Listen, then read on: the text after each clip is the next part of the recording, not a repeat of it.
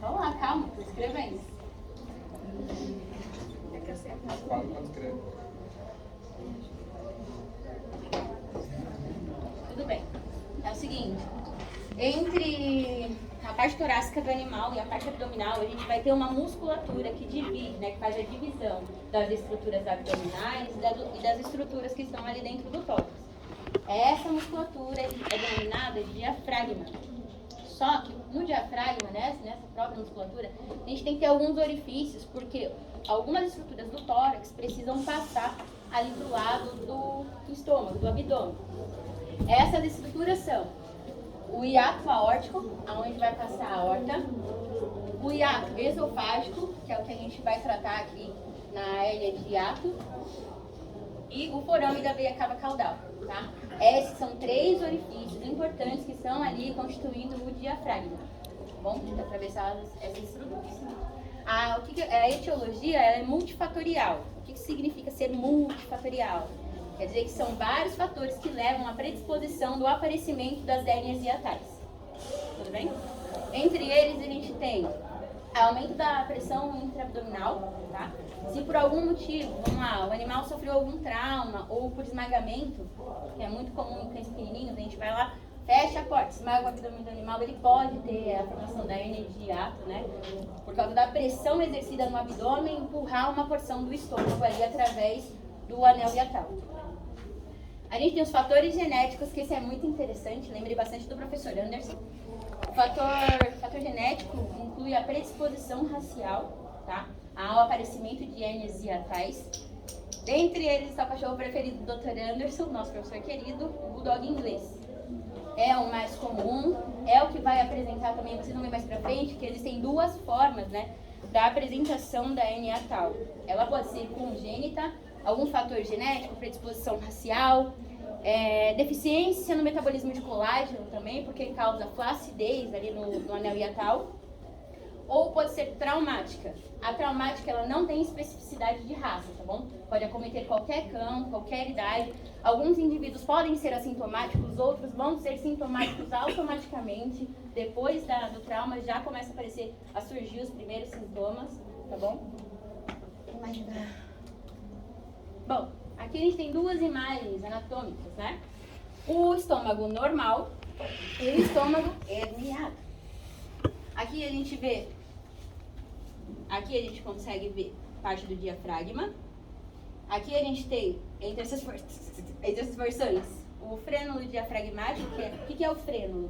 O frênulo é o que vai manter essas estruturas que ultrapassam o diafragma paradinhas, estáticas, ali onde elas devem ficar. E ele vai também auxiliar, porque vocês imaginam, a gente vai ter parte do esôfago, né, passando ali pelo diafragma. Então, vocês concordam que a gente vai ter que ter algo em volta para fazer a selagem, para vedar?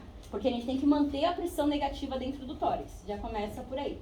Então, essa é a função do frênulo hiático, tá bom?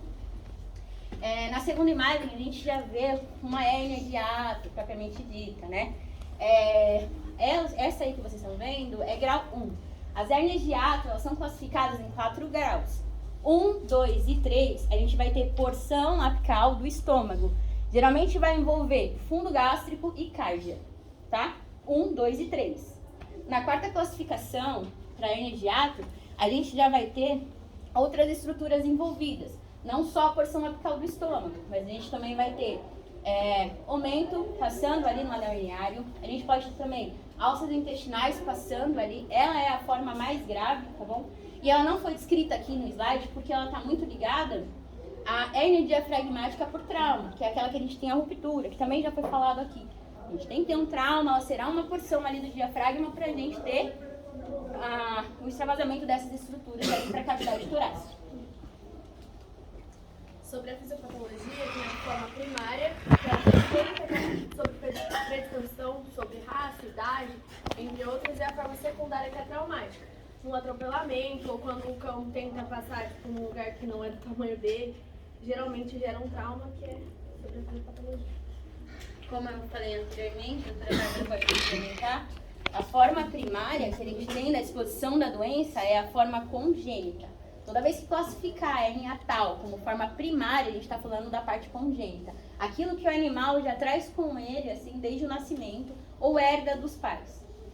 Aqui é importante salientizar, já falando sobre as raças, mas uma coisa bem interessante que a gente acabou adquirindo de informação durante o estudo da abordagem desse procedimento cirúrgico foi que alguns animais apresentam deficiência na produção de colágeno. E isso acaba deixando o anel hiatal mais flácido. Ele não consegue, o freno não consegue segurar e manter aquelas estruturas que estão ali passando por ele vedadinhas. Então a gente tem um laceamento e daí a protrusão dos órgãos. Traumática? Bom, traumática, como a Natália já comentou, é relacionado literalmente a qualquer tipo de trauma. Seja ele por um atropelamento, seja por uma apreensão numa porta, seja por uma apreensão, de repente, numa gradezinha, que eles têm mania de ir pra rua, principalmente animal pequeno, pincher, essas raças menores. E aí, normalmente faz a pressão abdominal, pressiona o diafragma, pressiona ali a região de tórax e aí acaba protruindo. Em relação aos sinais... Volta lá na anatomia pra mim. Em relação aos sinais clínicos, eu vou falar um pouquinho de anatomia, porque assim, normalmente a gente faz estágio, tá na clínica aí diariamente, a gente percebe que praticamente de toda e qualquer queixa que o tutor vai chegar na clínica pra falar, ele sempre fala o que pra gente? Ah, que o animal mudou o comportamento, que o animal tá triste, que ele parou de comer, ou então que ele tá vomitando. Então, assim, os sinais clínicos da hérnia de hiato são sinais muito triviais, muito comuns. E justamente por quê? Porque aqui a gente tem, por exemplo, aqui a região de estômago, né? Vou mostrar isso aqui, acho que é mais fácil. A região de estômago, né? Ali naquela figura do estômago normal. Então a gente tem aqui o fundo, né, do estômago, que é a porção mais cranial dele. A gente vai ter o corpo, aqui vai ter a curvatura maior, a região antropilórica, o piloro. Vai ter a curvatura menor e já vai subir para a região de cárdia. Do nosso lado direito do estômago, a gente vai ter a porção de ilho do baço, né, e a outra extremidade.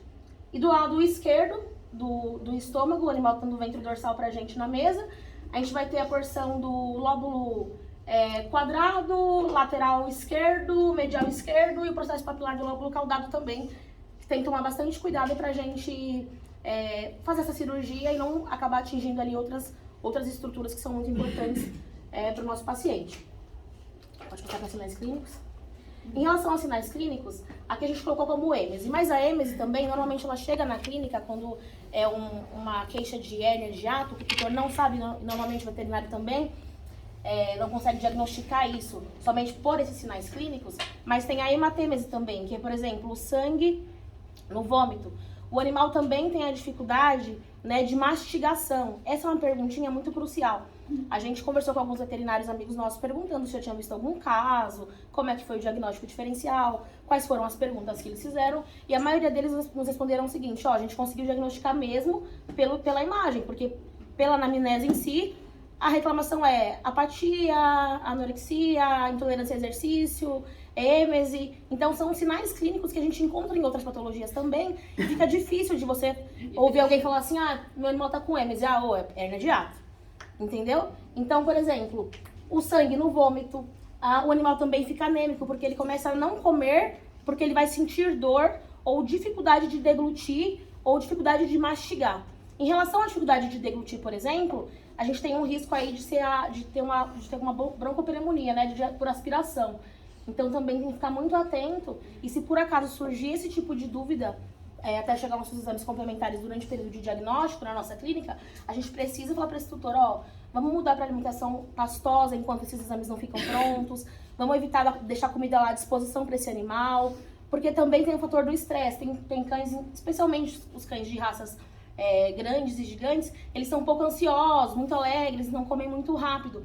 E essa questão do ligamento para além do colágeno também, o que acontece? Quanto mais o animal come de forma ansiosa e muita comida, durante várias vezes durante o dia, aquele acúmulo, né, de gás, o estômago repleto, aquele acúmulo de alimento, fica ali também na região proximal ali de cárdia, e aquilo vai cada vez ficando mais largo, né, perdendo realmente ali aquela aderência da estrutura. Isso também, comer rápido, comer em grande quantia, causa a lacidez também. Não só o problema da metabolização de colágeno, mas deixar o animal comer muito rápido também. Aí aqui também tem a questão da regurgitação, que é o refluxo, né? Então o animal às vezes faz aquele barulhinho diferente, que não está acostumado a fazer. A dispneia, por que a dispneia? Porque se a gente tem uma hérnia, né, que está ali na porção proximal ao diafragma, na porção de cardia e ato esofágico, automaticamente essa pressão abdominal que está na porção de tórax pode vir ali a atrapalhar a respiração, os brônquios pulmonares e tal, os lóbulos pulmonares. Hipersalivação, anorexia, isso aqui num caso, por exemplo, um pouco mais avançado, aquele tutor que não tem o hábito de observar muito o animal, então o animal começa a parar de comer, ele fala, ai, dá um fígado, dá um frango, dá alguma coisa pra esse bicho. Aí tem 4 dias que o bicho não come, ai, vamos fazer um chá aqui com quiabo, com alguma coisa, deu umas 2 semanas, pô, agora tem que levar no veterinário.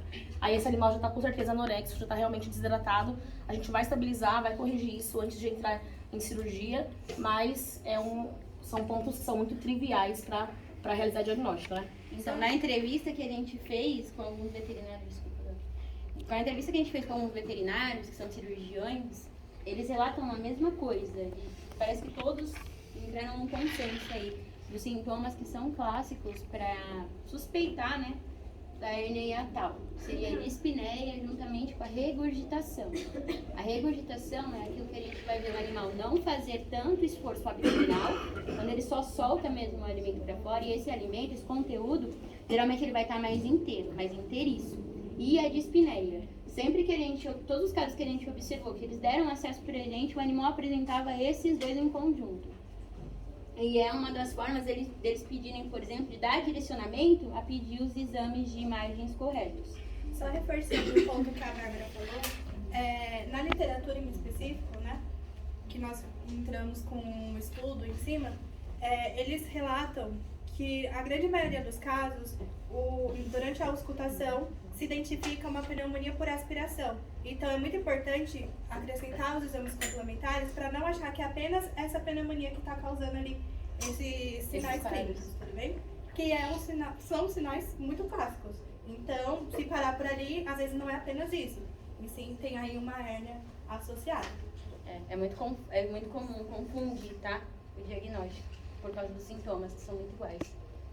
Relacionado ao diagnóstico diferencial, nós temos que tomar muito cuidado com o corpo estranho, né? Então, seria tudo que foge dentro de uma anatomia normal. Tá? Corpo estranho, exemplo, uma sacola plástica, um objeto que o animal tenha engolido, uma bolinha de ping-pong e outros materiais aí.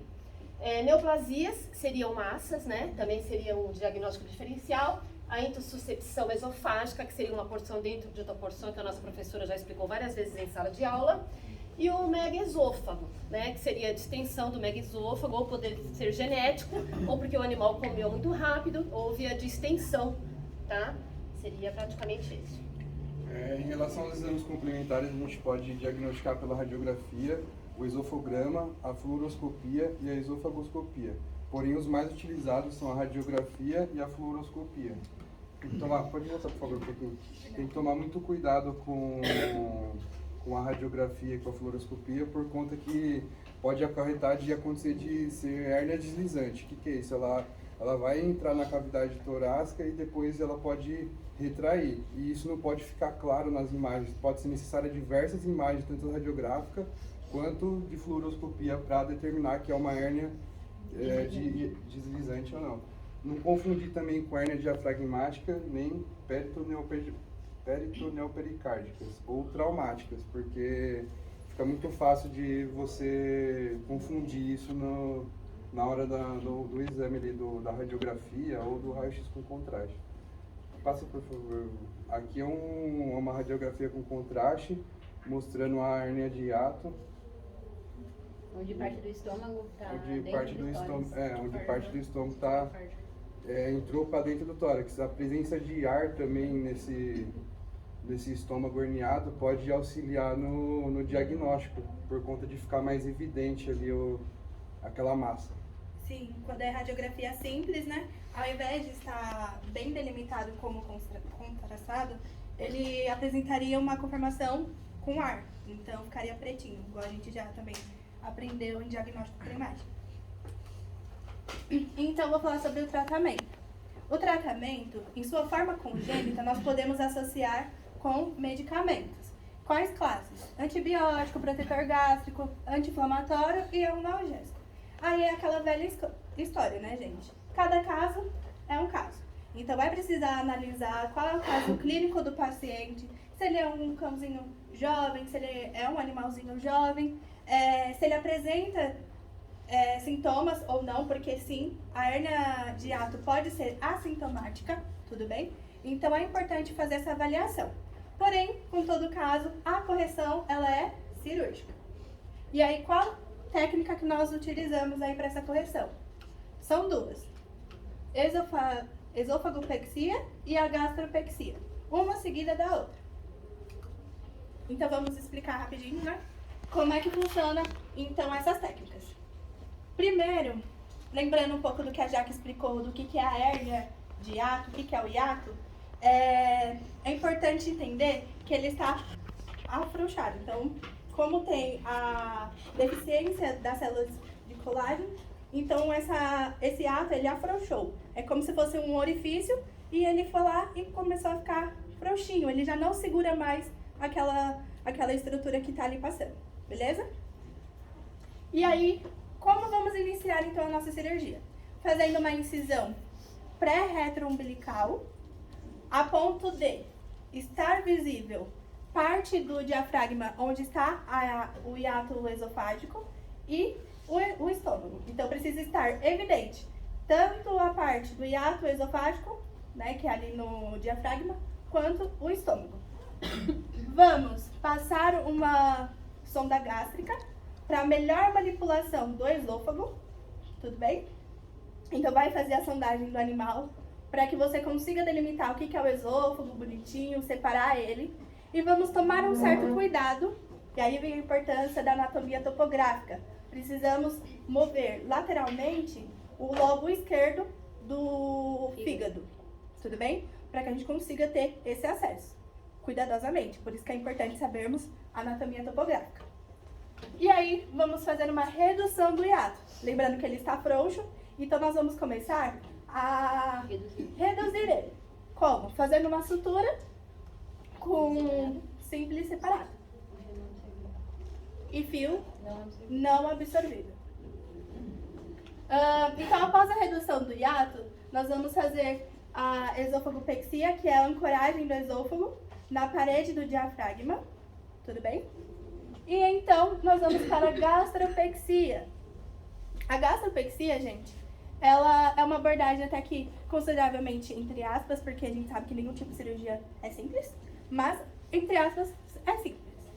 Nós vamos fazer uma pequena incisão na parede estomacal e uma pequena incisão na parede abdominal. E vamos juntá-las, suturando elas duas juntas. Para quê? Para evitar que essa rotação, que esse deslizamento, que essa modificação na sua anatomia normal aconteça novamente. Tudo bem? Então, não acontece a reincisão do caso. Como vai ficar? Sim, gente, ele vai ficar bem assim, ó. Juntinho um do outro. Juntinho um do outro. Então vai ficar como se fosse assim, fazendo com que ele não se mova de forma inadequada. Tudo bem? E uma parte importante na gastropexia. Vocês precisam colocar o estômago de forma anatômica corretamente. Por isso, de novo, a importância da anatomia topográfica. Para saber como é que fica bonitinho lá, certinho, para não errar. Por quê? A incisão tem que ficar do lado esquerdo do estômago. Tudo bem? Para que não tenha nenhum tipo de conformidade, nenhum tipo de erro cirúrgico do procedimento. Então, no geral, a correção da hérnia de hiato, ela consiste basicamente na ancoragem dos órgãos, né? A gente vai devolver eles para o lugar e vamos ancorar de alguma forma.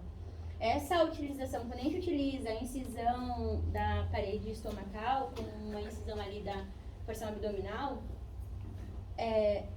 a ancoragem ela vai acontecer também por processo cicatricioso. Então, vocês imaginam como é delicado o pós-cirúrgico desse tipo de abordagem cirúrgica.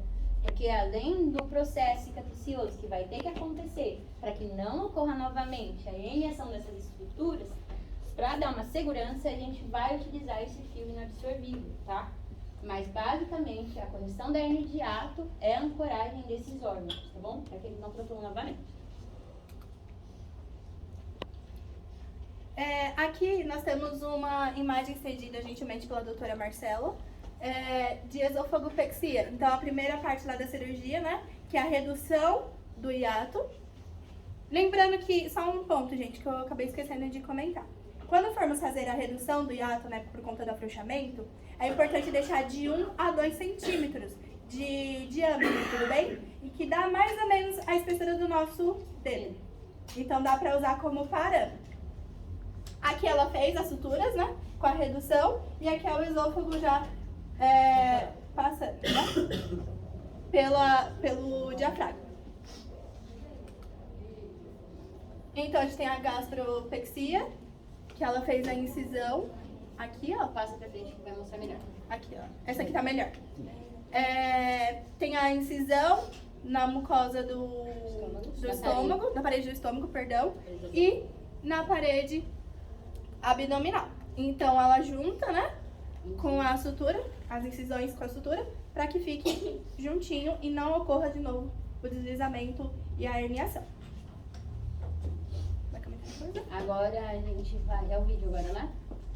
Isso. A gente trouxe um vídeo muito interessante que é a hérnia em grau 1, tá? A hérnia de hiato em grau 1 é a hérnia deslizante. Olha que legal, doutora Marcela, na abordagem cirúrgica.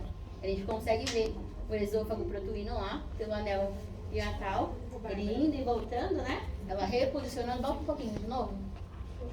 Ela reposicionando. E pelo que eu conversei com alguns veterinários, essa cirurgia é difícil de ver. Vai ser bastante difícil da gente presenciar essa abordagem cirúrgica por conta do problema com o diagnóstico.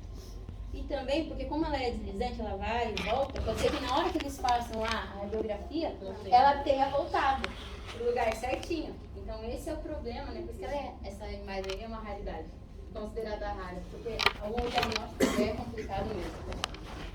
Pode passar? Bom dia, vou falar sobre o prognóstico. Passa aí. O que você acha? A gente tá tentando. Pode, então, o prognóstico é reservado por causa do trauma e as suas consequências entre os órgãos. Que esse trauma especificamente que apresenta e causa isso. O prognóstico para trauma, né, ele vai vir mal reservado anal, tá? Porque quando a gente fala de trauma, a gente sabe que ali circundando essa estrutura em específico da abordagem cirúrgica, o hiato, né? A gente tem algumas outras estruturas. A gente pode ter ruptura de fígado, ruptura de baço. Claro que quando a gente fazer a abertura da cavidade abdominal do animal, a gente vai meio que utilizar da função de laparotomia exploratória, né? Só que, por isso que se chega lá na clínica pra gente atender e a gente tem suspeitas que a hernia hiatal seja de forma traumática, a gente tem que salientizar para o tutor os riscos, tá? Porque quando a gente abre o animal, é diferente do que a gente vê no exame de imagem. O real é diferente, né? Então não dá pra gente medir e nem prometer nada pro tutor. Porque vão ter outras estruturas que podem estar envolvidas e acometidas de forma irreversível nesse trauma. Especialmente porque também essa questão do diagnóstico, como a gente comentou, né? Uma cirurgia é simples, né? É fácil. Toda e qualquer cirurgia, enfim, tem riscos eminentes e tal. Porém, a técnica cirúrgica em si, ela é uma técnica cirúrgica tranquila, né? De ancorar, de fazer e tal. A questão é o seguinte, o pós-operatório disso é o que acarreta os maiores riscos. Por isso que esse prognóstico ele acaba sendo reservado, tá? Por quê? Porque primeiro que o nosso paciente vai para casa também sondado, né? Então vai com uma alimentação pastosa, e assim, o colar elisabetando, o tutor tá com muita dó de, ai, coitadinho, com o colar, ai, coitadinho, comendo só essa comidinha aqui, essa massinha, ai, coitado. Eles pensam que tá fazendo mal pro animal, fazer o pós-cirúrgico bem feito. E aí qual que é o problema? Esses animais, eles voltam pra clínica com problema na cicatrização, ou porque extravasou, porque não deu alimentação pastosa, e aí passou por uma alimentação rígida, estourou o ponto, estourou alguma coisa, e aí decência, e aí inflamação, e aí contato com xixi, com fezes. Então, isso aí acaba já gerando depois uma infecção maior, generalizada, e aí a gente tem que depois, de repente, até reoperar para tentar debedar aquilo que ficou já comprometido, não tá asséptico. Então, assim, acaba sendo bastante complicado o pós-cirúrgico, é por esse motivo que é reservado. Se não fosse esse pós-operatório tão complicado, com certeza era um prognóstico bom quando for congênito, quando não for traumático. Porque a abordagem, o procedimento cirúrgico em si, se a gente for analisar, ele não é difícil, né? Ancorar um órgão, ele não é difícil, é um procedimento relativamente fácil. apesar dos riscos da cirurgia, o procedimento cirúrgico em si é fácil.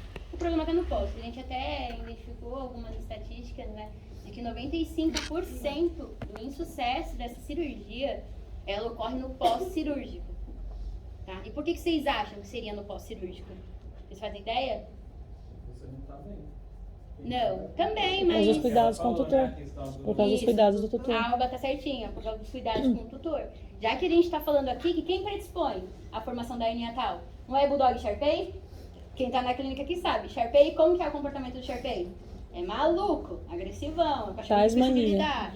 E o Bulldog? Super agitado, pesado. Se a gente não tá conseguindo, que a gente mal consegue controlar ele na clínica, você imagina o tutor em casa.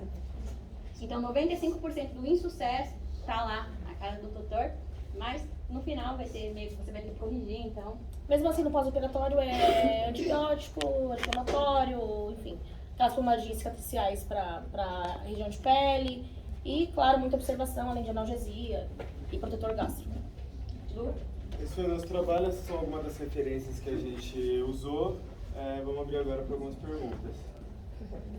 Pode perguntar, galera.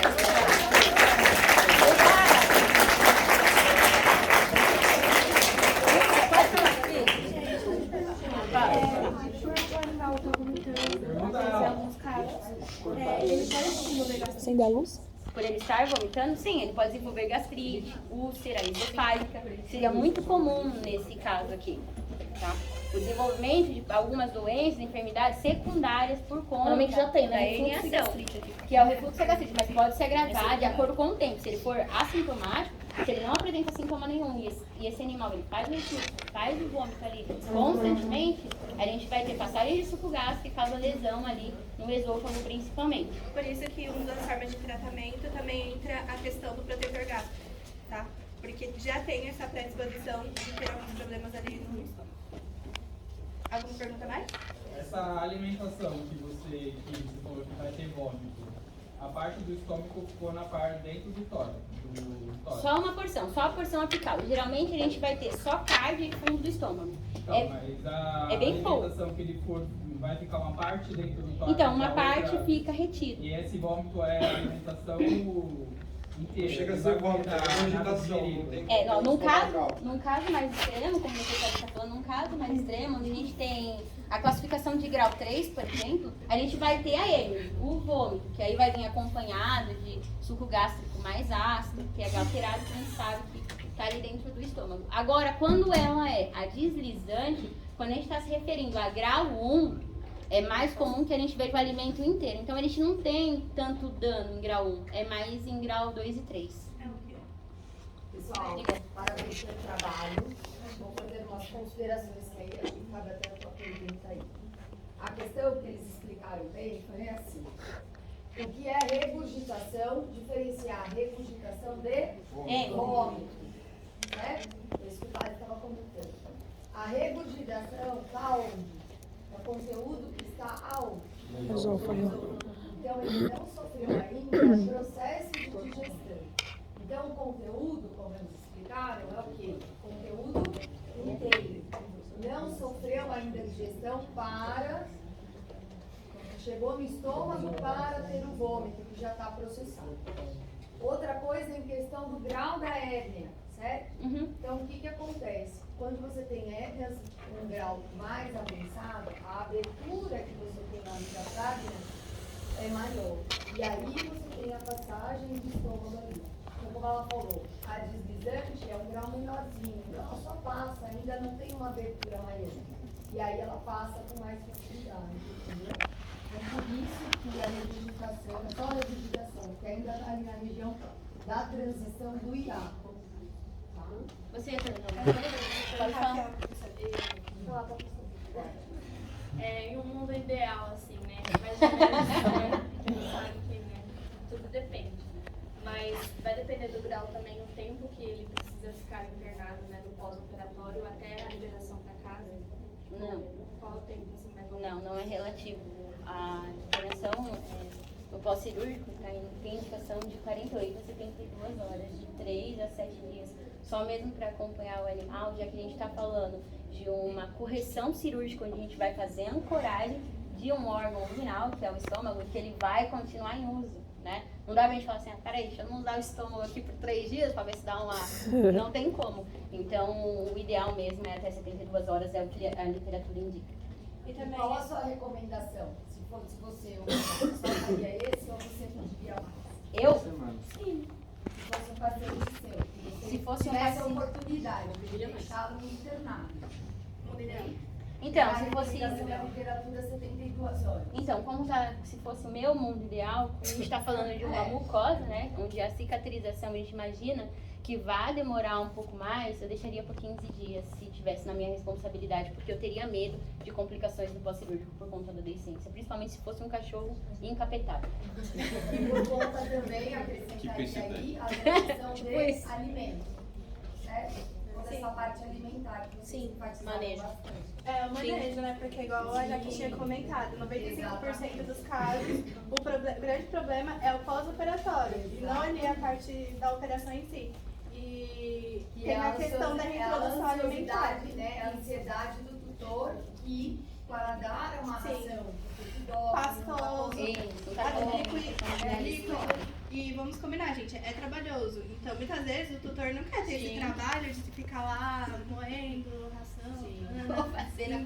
Ou fazendo a comidinha mais leve. Não tem uma dúvida que vocês falaram em relação ao colágeno, na congênita. Sim. Né? Que tem a deficiência do colágeno. Só fazendo a reposição do colágeno, vocês acham que já ajuda? Depende do grau. Não. Vocês chegaram a ver? Aí é só uma curiosidade, tá? Chegamos a ver assim. Vocês comentaram sobre isso, sobre a questão do colágeno. Será que só fazer a reposição do colágeno ajuda? Já afrouxou, não, porque já nasceu. Já fez o afrouxamento, né? Por causa que Já tem tem a laceamento. frouxidão ali do...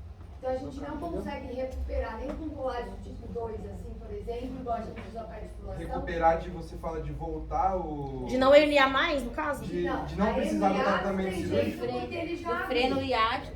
Mas na verdade, tem que recuperar. é você ajudar a essa estrutura a começar a ter corpo de novo. Fecha cirurgicamente, ok? Ah, sim. Como um pós-operatório, isso sim. Acho que é válido. poderia associar um Sim, colágeno. claro. Sim. Para ajudar um pouquinho a ter depósito ali na estrutura para Sim. Perfeito. a localização, entendeu? Sim. Nesse A caso, correção perfeita. Perfeito. É isso aí. Engraçado que, tipo assim, nesse... Engraçado que... É ruim, a gente gagueja. Que aqui nesse caso, a gente conversou com a doutora Marcela, e assim, foi um dia muito atípico. A gente estava no hospital, em São Paulo, no público, na monitoria, e a gente não acompanhou essa cirurgia. Não acompanhou, porque assim, são 200 atendimentos, 50 cirurgias por dia, a gente estava em outras salas, aí daqui a pouco a gente ouviu falar, porque vai rolar uma hernia de hiato, nossa, eu tô com 20 anos de veterinário, nunca vi. Eu falei assim, gente, o que é isso? Como assim? Alguém me chamou, ninguém viu, tal, e a gente depois teve as fotos, mas tipo... A cirurgia... Outra vez vai perguntar, é comum? Não é uma cirurgia rara por conta da muito raro. No público, diagnóstico. é tipo a terceira cirurgia. Porque Então, vai achar que mais, como vocês falaram, são muito inespecíficos. Então pode ser várias coisas. E às vezes, quando realmente vai se pensar na hernia de hiato, Ela pode deslizar. já morreu, às Ou vezes, também ela ou pode já deslizar. aconteceu, né? E aí você não pensa numa coisa. Então o diagnóstico é importante, diagnóstico diferencial, porque pode ser várias coisas. E aí tem que colocar hernia de hiato e a gente não pensa muito, porque não acontece tanto. E a grande Normalmente a maioria, gente lembra só do que acontece mais. e a grande maioria acaba diagnosticando apenas a pneumonia por aspiração, por conta do som mesmo, porque é muito típico. Mas aí pensa na pneumonia de aspiração, mas aí não pensa que Não poderia pensa, ter sim. vindo Que é por secundário. conta Que a da pneumonia, na verdade, é secundária, né? Ela não é a doença primária. ou às vezes o animal chega com todos esses sintomas, aí na hora que a gente tá palpando lá o animal, ele apresenta dor external. Ah, é gás, vamos dar simeticona. Tipo assim, pô, aquele gás é por quê? Aí, Né? Aquela dor é por ela quê? fica num sinal inespecífico, exatamente, e te tira do foco. Exatamente. Poderia ser o diagnóstico diferencial. Aí a importância de pedir todos os exames complementares e não economizar com isso. Assim, se o tutor não puder fazer, se não conseguir chegar no público pra fazer, não conseguir uma vaquinha, uma ONG pra fazer, você precisa relatar, deixar muito claro, olha, esses aqui são os exames ideais, é o que eu preciso, né, pra seguir com esse tratamento. Mas dentro das condições de cada um, que a gente sabe que a realidade de cada um é uma realidade específica, no nosso mundo ideal, a gente vai tentar ali fazer de tudo para tentar trazer conforto para esse paciente e, por que não, na teoria das hipóteses, fazer a exploratória, como a gente já viu. Eu acho aí, é exatamente. Pode falar? Não entendi. Todos dão muito gases ou só? Se tem a formação de muitos gases? Em todos os graus? Não, não é em todos os graus, não. O grau, na verdade, ele é classificado de acordo com qual estrutura está ultrapassando ali o anel e a tal. Não pela classificação de gases. Não, sim, mas tipo assim, em todos os graus tem a presença de gases. Tem, Sim, por conta do todos os graus têm a tipo presença de do gases. estômago, né? Mais uma pergunta?